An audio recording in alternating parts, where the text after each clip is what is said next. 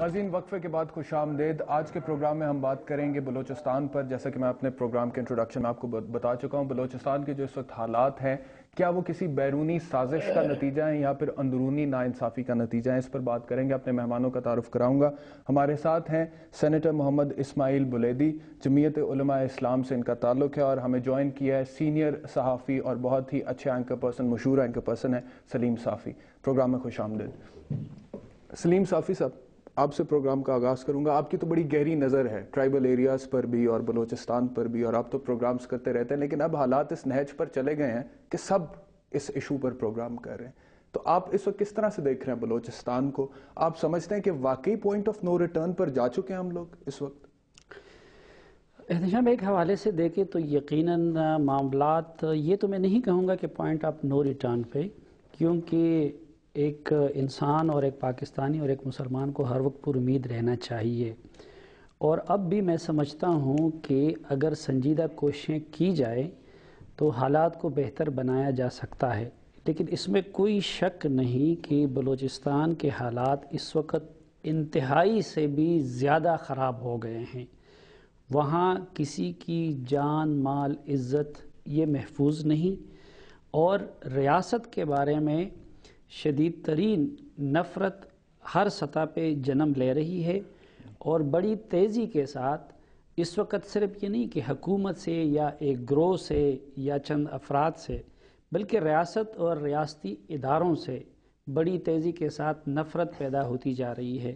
لیکن ایک اور بھی نقطہ جس کی طرف آپ نے اشارہ کیا کہ اس وقت تو ہم سارا, چونکہ بلوچستان کا ہمارے میڈیا میں بھی یہ ہوتا ہے کہ ایک ایشو جب کسی وجہ سے ایشو بن جاتا ہے تو پھر سارے ہم اس کے پیچھے لگ جاتے ہیں. بلوچستان کا مسئلہ سنگین ہے, فوری توجہ اور فوری حل کا متقاضی ہے, لیکن مسئلہ صرف بلوچستان کا نہیں ہے.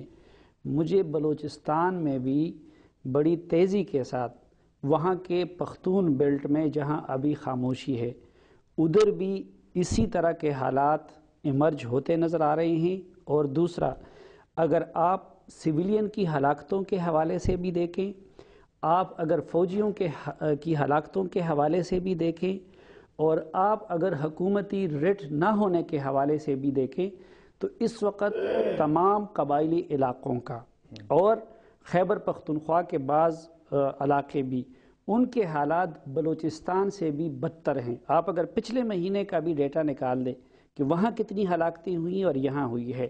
خیبر پختونخوا کی بات کر رہے ہیں جی, خیبر پختونخوا اور فاٹا دونوں, بالخصوص فاٹا کا, یعنی وہاں آپ دیکھیں بلوچستان میں اب بھی میں پھر یہ کہتا ہوں کہ بلوچستان کے حالات نہایت خراب ہیں. وہاں کا مسئلہ نہایت نازک اور سینسیٹیو ہے. لیکن خیبر پختونخوا کے کچھ علاقوں کے حالات اس سے بھی زیادہ خراب ہیں. آپ فاٹا کے حالات اس سے کئی گنا زیادہ خراب. بلیدی صاحب, سلیم صافی صاحب نے دو بڑی اہم باتیں کی ہیں. پہلی بات جو انہوں نے کی ہے وہ ہے کہ حالات پوائنٹ آف نو ریٹرن پر نہیں گئے ہیں اور ہمیں امید کا دامن ہاتھ سے نہیں چھوڑنا چاہیے. اور دوسری بات انہوں نے بڑی اہم جو یہ کی ہے کہ خیبر پختونخوا کے کچھ علاقوں کے حالات اس سے بھی زیادہ برے ہیں. تو اس کا مطلب ہے کہ اس وقت جتنا واویلا مچایا جا رہا ہے بلوچستان کے حوالے سے, اس میں تو کوئی شک نہیں ہے کہ نا انصافی ہو رہی ہے اور پچھلے 64 سالوں سے ہو رہی ہے. لیکن اب ایسی بھی تو بات نہیں ہے نا کہ ہم کہیں کہ اب بلوچستان جو ہے وہ ہمارے ہاتھ سے نکل رہا ہے اور ہم حالات کو واپس نہیں لا سکتے. اور محرومی کا جہاں تک تعلق ہے وہ صرف بلوچستان میں تو نہیں ہے, انہوں نے خود کا خیبر پختونخوا میں ہے, پنجاب میں محرومی ہے. سدرن پنجاب کو آپ دیکھ لیں, جو سرائکی صوبے کی بیلٹ وہ مطالبہ کرتے ہیں صوبے کا, وہاں پر محرومی ہے. دیگر سندھ کے بہت سارے ایسے علاقوں ہیں جو کہ جہاں پر بہت زیادہ محرومی ہے. تو اس کا مطلب ہے کہ بلوچستان پر ابھی بھی اگر ہم کوئی پولیٹیکل ڈائیلاگ کر لیں تو ہم حالات کو کنٹرول میں کر سکتے ہیں. سب سے پہلے تو میں آپ کا مشکور ہوں کہ آپ نے مجھے اس موقع پر اہم موقع پر انوائٹ کیا, چونکہ میرا تعلق بلوچستان سے ہے اور میں ڈیورنگ 3 ٹرم میں نے ایٹرک کیا سینٹ میں, اور میں شروع سے 97 سے لے کر آج تک جو میرے ڈیبیٹ ہیں سینٹ میں, جو میں نے ان ایشو کو ہائی لائٹ کیے, تو میں اس پر ایک کتاب بھی لکھ رہا ہوں. اچھا, ابھی شاید میں ریٹائر ہو جاؤں مارچ میں, لیکن میں اس میں لکھوں گا کہ میں نے کن پوائنٹ کو ادھر رائز کیا, ان کو ہائی لائٹ کی, لیکن کسی نے آج تک نہیں سنا. واویلا جتنا میں نے کی, اور یقیناً میرا خیال جتنے ڈپارٹمنٹ ہیں جو کوسچن میں نے کی. لیکن اصل چیز یہ ہے کہ بلوچستان کی تاریخ کو آپ دیکھیں, بلوچستان میں سب سے زیادہ اہم مسئلہ تحفظ کا ہے, فنڈ کا نہیں ہے.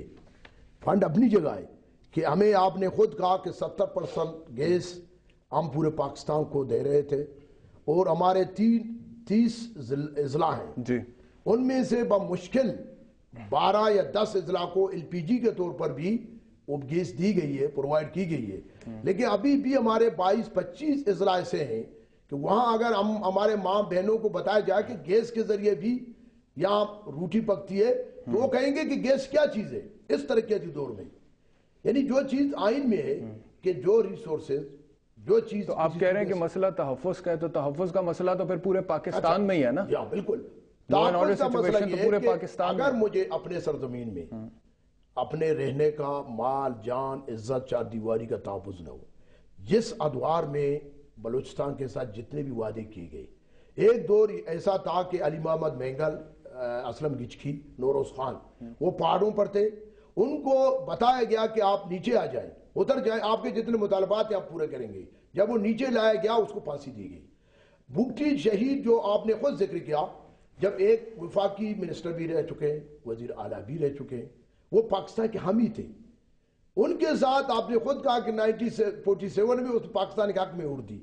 تو ان کے ساتھ جب ایک مشاہد حسین کے سربراہی میں ایک ٹیم گیا، صحافی بھی تھے اس میں، انہوں نے 9 پوائنٹ کے فارمولے پر اتفاق کیا. انہوں نے کہا جی ہمارا سائل وسائل کی خود ملکیت. یعنی کہ آپ کہہ رہے ہیں کہ دھوکہ ہوا ہے آپ لوگوں کے ساتھ. ہمارا یہ ہے کہ اس نے جب بگٹی کو جب یہ ماننے کے باوجود جب شہید کیا گیا، اس سے حالات بگڑ گئے. ابھی حال ہی میں کہتا ہوں کہ ڈومکی کی حالیہ، آپ سمجھتے ہیں کہ نواب اکبر بگٹی کی جو ہلاکت ہوئی ہے 2006 میں، اس کے بعد حالات اور زیادہ بگڑ گئے ہیں اور اس کی وجہ سے بہت زیادہ. ابھی جو حال ہی میں اس شادی میں خود ہی تھا، شاید بگٹی کے بیٹے کا شادی تھا، وہ ڈومکی کی حالیہ کے ساتھ ہمارے بلوچ پشتو روایت میں عورت مستثنا ہے، جیسا پریزیڈنٹ سرداری مستثنا ہے، لیکن اس کے علاوہ جو وہاں ان کے ساتھ ان کو قتل کیا گیا، ایک میسج ہے. میں سمجھتا ہوں کہ بلوچستان کا مسئلہ انتہائی سیریس ہے، وہ بلوچستان کا مسئلہ بہت آگے چلا گیا ہے. نواز شریف لیکن کنٹرول ہو سکتا ہے، دیکھو نا، کنٹرول ہو سکتا ہے. دیکھو نا، نواز شریف جب گئے عطا اللہ مینگل کے پاس، اس کا جو بیان تھا، یعنی آپ یہ سمجھے کہ آپ نو ریٹرن پوائنٹ آپ لے لیں یا اس میں یہ کریں کہ جی بالکل پانی سر سے گزر چکا ہے، لیکن پھر بھی نا امیدی کفر ہے. میں ابھی بھی کہتا ہوں، لیکن عطا اللہ مینگل صاحب نے تو کہا نا کہ اب نوجوان ان کی بات نہیں سنتے ہیں. دیکھو نا، انہوں نے کہا کہ نوجوان جو بھی کرنا چاہتے ہیں، میری نیک تمنائیں ان کے ساتھ ہیں، لیکن وہ نصیحت ضرور کرتے ہیں ساتھ ساتھ. وہ کہتے ہیں کہ آپ یہ دیکھ لیں کہ کہیں یہ نہ ہو کہ اگر آپ پاکستان سے علیحدگی کی بات کرتے ہیں تو آپ کسی نئی مصیبت میں پھنس جائیں. آپ پاکستان کے بغیر سروائیو کر بھی سکتے ہیں، نہیں کر سکتے. بہرحال مجھے ایک بریک لینا ہے اور بریک کے بعد گفتگو کو آگے لے کے چلیں گے. اور سلیم صافی صاحب سے ایک بہت امپورٹنٹ کوشچن میں نے پوچھنا ہے آفٹر دس بریک.